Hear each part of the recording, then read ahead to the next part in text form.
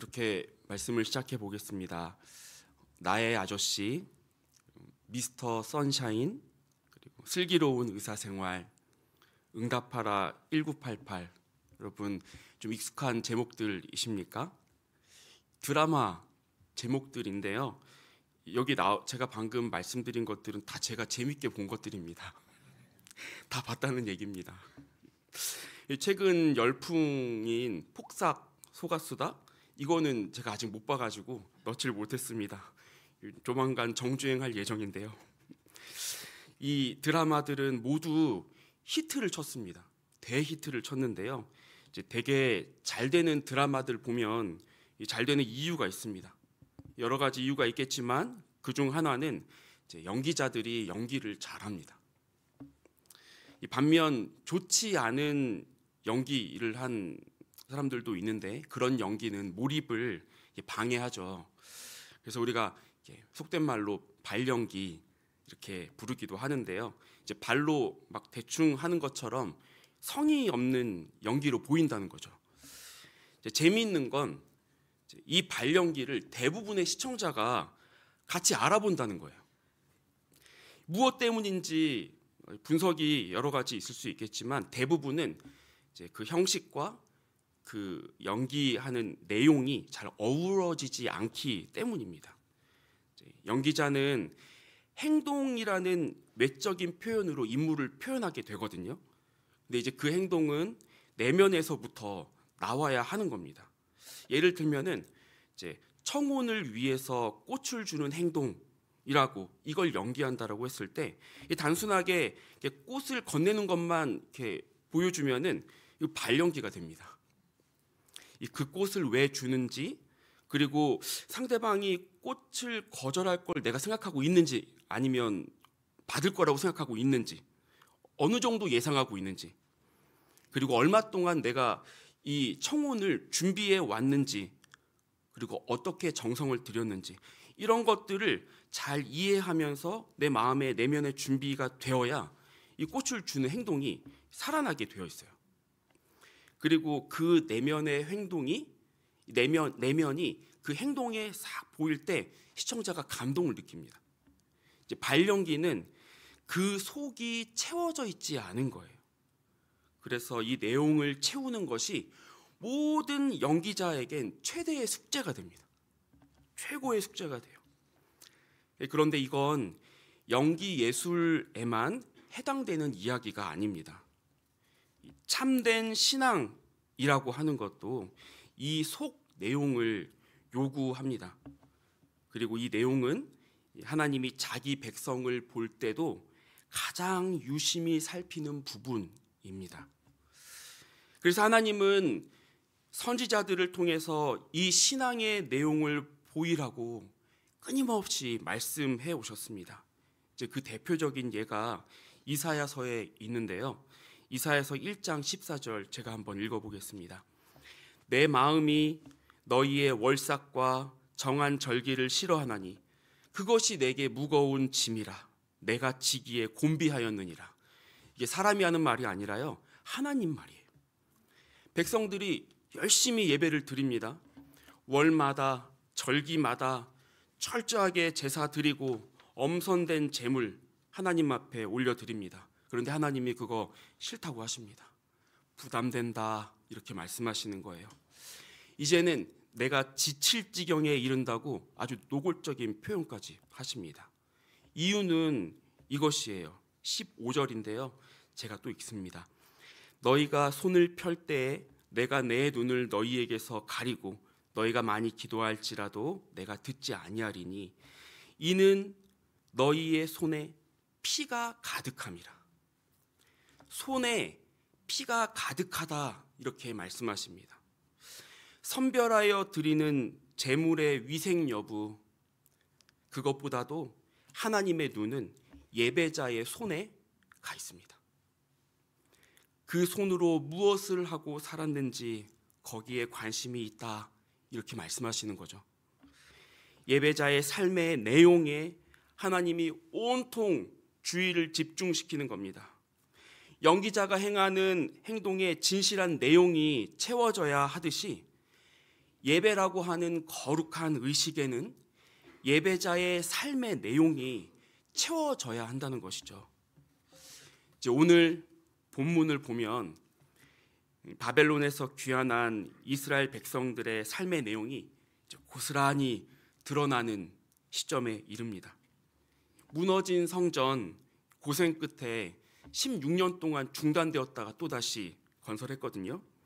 그렇게 다 완성하고 성전 제사 다시 시작되었는데 하나님이 보시기에 그들의 예배는 아직 미완성이었어요. 그렇게 성전이 완성된 이후로도 이제 48년의 시간이 흘렀습니다. 사람들은 여전히 예배를 드렸고 모든 것이 이스라엘 하나님의 영광에 어울리도록 잘 돌아가고 있다고 생각하면서 살았습니다. 다시 지어 올린 성전은 그들의 자랑이었고요. 고생스럽게 지어 올린 만큼 더 애틋하고 소중했을지 모릅니다. 그리고 그때 에스라가 예루살렘으로 귀환합니다. 2차 귀환인데요. 그리고 4개월 정도 지난 때였습니다. 방백들, 그러니까 백성들 중에 리더의 역할을 맡은 사람들이 에스라를 찾아옵니다. 에스라서 9장 1절에서 2절인데요. 이 부분은 같이 읽어보도록 하겠습니다. 시작. 2일 후에 방백들이 내게 나와 이르되 이스라엘 백성과 제사장들과 레위 사람들이 이 땅 백성들에게 떠나지 아니하고 가나안 사람들과 헷 사람들과 브리스 사람들과 여부수 사람들과 암몬 사람들과 모압 사람들과 애굽 사람들과 아모리 사람들의 가증한 일을 행하여 그들의 딸을 맞이하여 아내와 며느리로 삼아 거룩한 자손이 그 지방 사람들과 서로 섞이게 하는데 방백들과 고관들이 이 죄에 더욱 으뜸이 되었다 하는지라. 아무래도 이스라엘 예배 공동체에 대해서 오랫동안 고민하고 걱정을 해왔던 사람들인 것 같아요. 이스라엘의 영적인 위기를 아주 민감하게 알아챘습니다. 그 문제는 결혼 문제였습니다. 이 사회적으로 지위가 제법 있는 사람들을 중심으로 이방 사람들과의 결혼이 성행하는 거예요. 이후 이 보고를 들은 에스라가 어떻게 반응하는지 한번 보기 원합니다. 3절 4절인데요. 이 부분도 같이 읽어보겠습니다. 시작. 내가 이 일을 듣고 속옷과 겉옷을 찢고 머리털과 수염을 뜯으며 기가 막혀 앉으니 이에 이스라엘의 하나님의 말씀으로 말미암아 떠는 자가 사로잡혔던 이 사람들의 죄 때문에 다 내게로 모여오더라. 내가 저녁 제사 드릴 때까지 기가 막혀 앉았더니. 아멘. 최고의 슬픔을 표현합니다. 옷을 찢고 머리털과 수염도 뜯습니다. 망연자실해서 넋놓고 저녁까지 하루 종일 보냅니다. 결혼이 왜 그렇게 문제가 되는 거죠? 결혼 문제에는 과거 이스라엘이 멸망하게 된 문제의 시작이었습니다. 이스라엘로 우상이 수입되는 가장 영향력 있는 통로였다는 겁니다. 하나님의 은혜로 성전을 다시 지어 올리고 하나님의 백성이 다시 벅찬 감격으로 시작하길 바랬는데 이전과 똑같은 잘못 반복하면서 우상 숭배의 싹이 움트는 것 에스라 눈에 보이는 것이죠. 과거의 비극이 반복될 위기에 처한 겁니다. 이번에는 이전보다 더 큰 어려움에 처할 수도 있습니다. 에스라가 그토록 몸소리치게 슬퍼한 이유입니다. 그런데 그 과거의 실패로부터 에스라는 충분히 배웠습니다. 그리고 다른 길을 찾기 시작하는데요. 그리고 이런 위기 속에서 도리어 삶의 예배가 회복되고 참된 영적 부흥을 이루는 쪽으로 이 역사의 물줄기가 확 바뀌게 되는 일들이 이 다음부터 일어나게 되는 것입니다. 에스라서 5장인데요. 9장 5절인데요. 같이 읽겠습니다.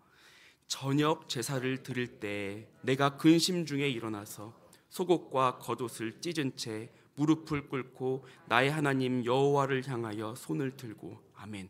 그는 그 자리에서 일어났습니다. 울며 속옷을 찢고 수염을 뜯고 망연자실해 있던 그 자리에서 일어났습니다. 그리고 하나님을 향하여 손을 듭니다. 기도했다는 것입니다. 이제 이 기도를 기점으로 비극의 물줄기가 부흥이라는 역전의 고점을 향해서 가기 시작합니다. 그의 기도에는 오늘날 우리가 영적인 부흥으로 나아가기 위한 아주 중요한 요소들이 있습니다. 6절인데요. 이 부분도 같이 읽어보겠습니다. 시작.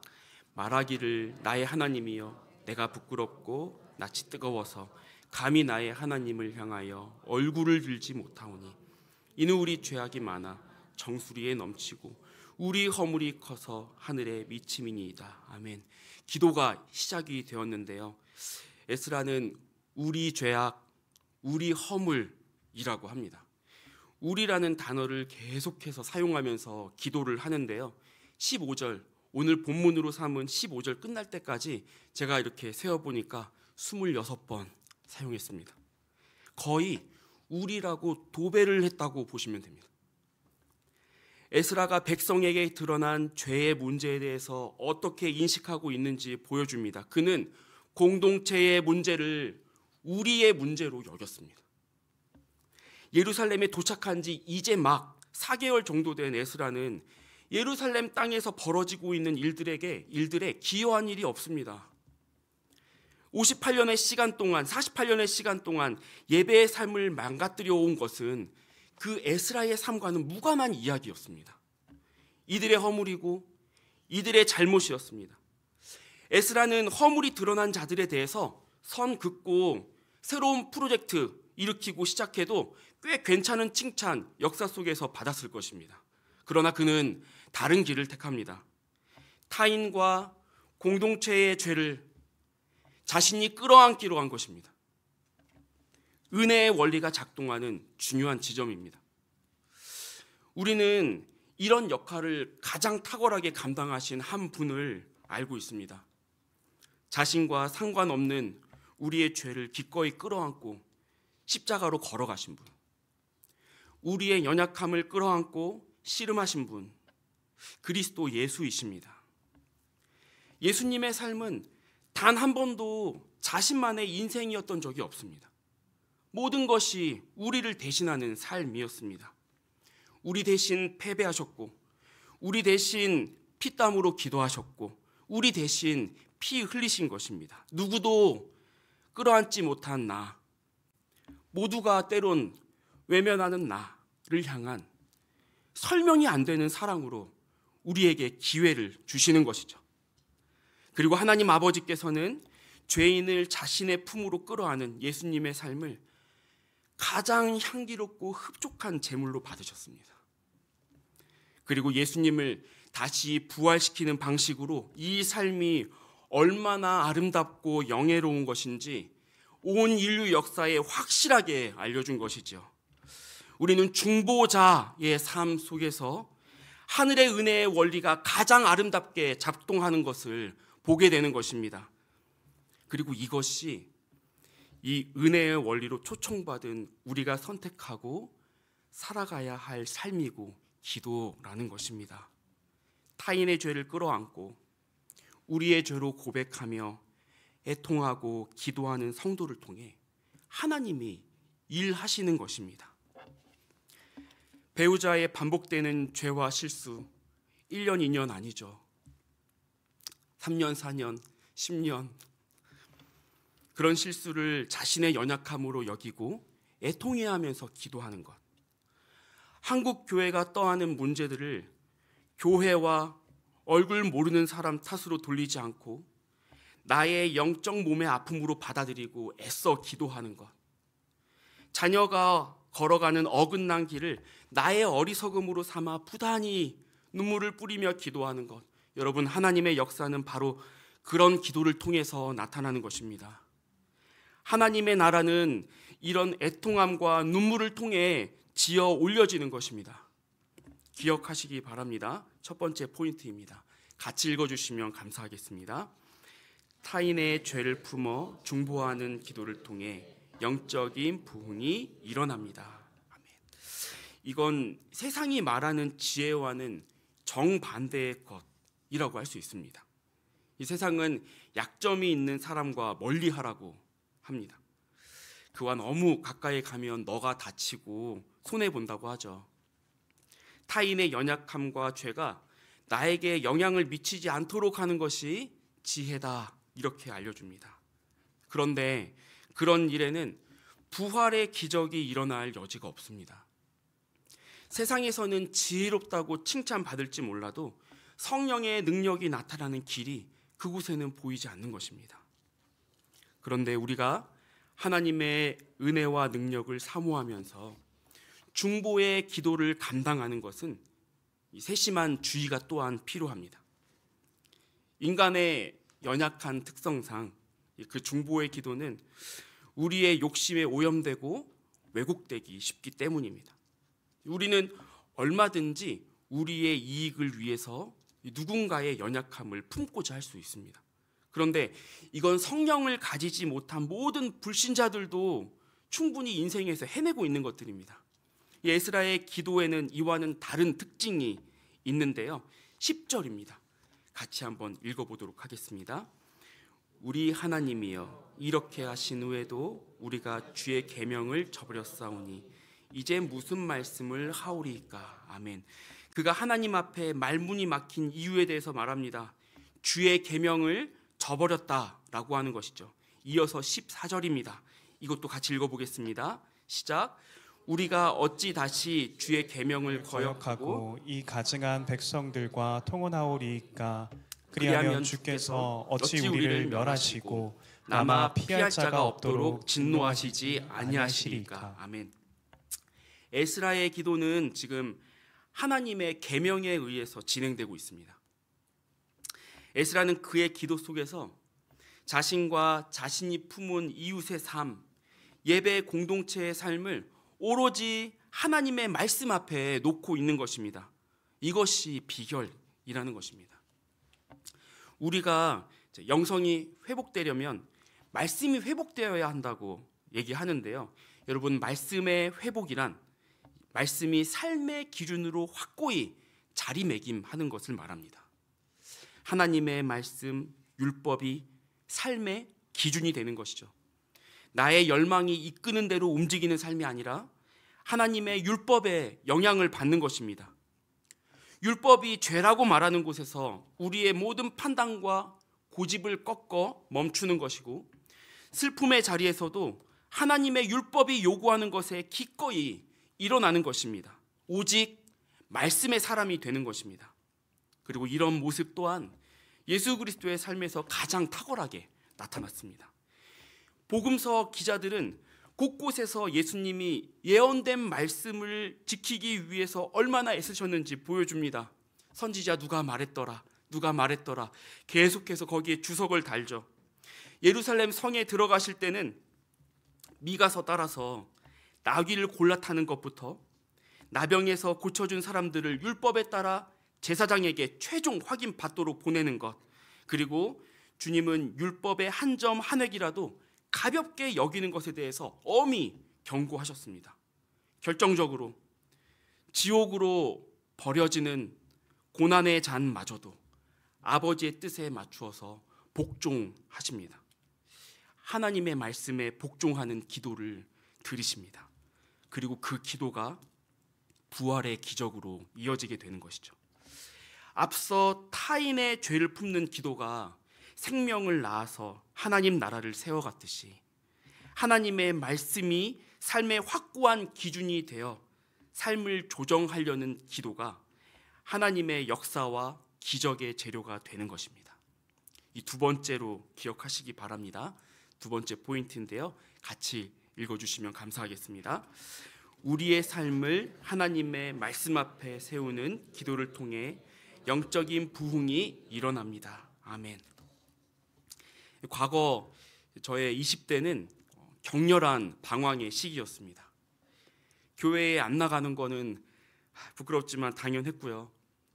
부모님께는 이제 교회에 다니지 않겠다고 제가 통보했습니다. 예수님 부활 안 믿어지니까 이제 나한테 그만 말씀하시오.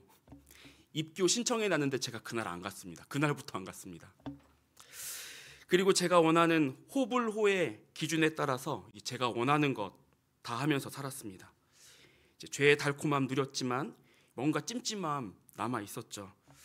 그러던 중 분당 우리 교회 다니는 친구 있었는데요. 그 친구가 요즘 시대에 이상한 풍경이 있다고 자기 교회 특세에 가자는 겁니다. 방종을 가장한 자유 만끽했지만 좀처럼 해결되지 않는 답답함들이 있던 터라 가보기로 했습니다. 그런데 그 친구가 말하기를 이 특세는 5시 반 맞나요? 5시 반인가 그런데 한 3시인가 4시인가 3시인가 그때부터 가야 한다는 거예요. 더 이른 시간이었을지도 모릅니다. 10년이 지난 얘기라. 본당에 그래야 들어간대요. 무슨 말인가 싶었습니다. 무슨 쌍팔년도도 아니고 요즘 그런 교회가 어딨냐, 제가 그런 생각이 들었죠. 지하철이 없는 시간이라서 택시 타고 갔던 것으로 기억하는데 그 새벽에 차량 행렬이 이미 여기서부터 가득하게 메꿔져 있는 이상한 광경 제가 봤습니다. 택시가 들어갈 수가 없어가지고 임해역 근처에 내려갔고 친구가 뛰어야 된대요. 그래야 들어간대요. 계속 뛰었습니다. 엄청 뛰었습니다. 그리고 본당에 들어가서 앉았는데 이상한 분위기에 압도가 되었습니다. 요나서 가지고 자는 자여 어찌미뇨라고 하는 주제로 특세가 진행됐던 것으로 제가 어렴풋하게 기억하는데요.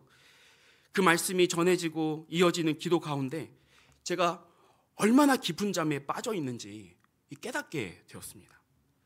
십계명에 대해서 눈 감고 모른 척한다고 내게 평안이 지켜질 수 없다는 것, 그 평안은 거짓된 평안이라는 것, 그리고 요나가 그랬던 내가 풍랑 한복판에 있다는 것을 두려움 가운데 제가 깨닫게 되었습니다.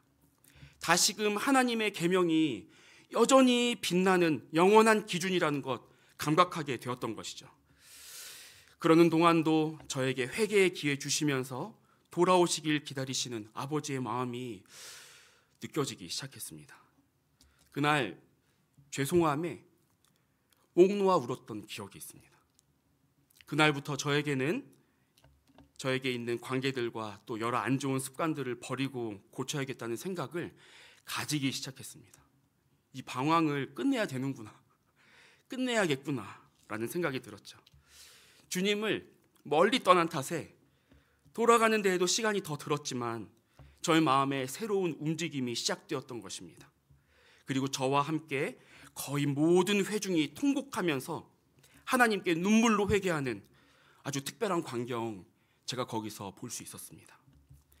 하나님이 일하시는 부흥, 사람이 만든 분위기가 아니라 하나님이 일하신다는 것이 압도하여 어떻게 감당이 안 되는 은혜라고 하는 것이 이런 것이구나라고 제가 알게 된 것이죠. 그리고 그 부흥의 불길 속에서 많은 이들의 삶 속에 저와 같이 하나님의 계명이 다시 중심에 세워지고 있는 것 볼 수 있었습니다. 하나님의 존귀한 성도 여러분, 부흥을 사모하십니까? 부흥은 성령께서 특별하게 어떤 시기 동안에 비상하게 임재하시는 일입니다. 부흥이 일어나면 바뀝니다. 변합니다. 우리 심령은 물론이고요, 한 가정이 완전히 바뀝니다. 그 특세 때 기억이 나요. 어느 날 며칠 이렇게 있는데 어느 날은 이제 얘기하시는 거예요. 어떤 가정이 찾아와서 우리가 이혼하기로 했었는데 다시 합치기로 했다고. 그런 감정, 속속들이 일어나는 것이죠. 갈라진 부부 화해하고 자녀와 부모의 관계가 회복되면서 공동체의 체질이 완전히 바뀌게 되는 것이죠. 그 영향은 지역 사회에까지 미칩니다. 부인할 수 없는 하나님의 임재와 영광이 나타나는 것이죠. 부흥을 사모하실 수 있길 바랍니다. 그건 우리가 지상에서 신앙생활하면서 맛볼 수 있는 가장 놀라운 행복 중에 하나예요. 우리가 사모할 만한 것입니다. 에스라의 기도를 통해서 그 은혜의 물줄기가 한 공동체에 쏟아졌듯이 우리의 기도를 통해서 하나님이 일하시길 소망하시기 바랍니다. 그래서 그 부흥이 가정을, 교회를, 이 지역을 변화시키길 소망합니다. 그리고 그 소망은 기도로 이어지길 바랍니다. 그 기도는 우리의 모든 것을 말씀 앞에 다시 세우는 기도입니다. 그리고 그 기도의 지경을 넓히시길 바랍니다. 나를 넘어서 우리를 헤아려 볼 수 있는 중보 기도자의 삶들이 다 되시길 바랍니다. 우리가 품을 수 있는 이웃의 죄만큼 우리는 온유한 자로서 기업과 땅을 얻게 될 것입니다. 그리고 그 가운데 하나님께서는 반드시 승리토록 하실 것입니다. 우리를 하나님의 말씀 앞에 세우며 중보의 기도를 감당코자 하는 자녀에게 아버지께서 놀라운 은혜 베푸시길 아끼지 않을 것입니다. 그 은혜가 모든 성도와 우리 교회에 있길 소망하고 축복합니다.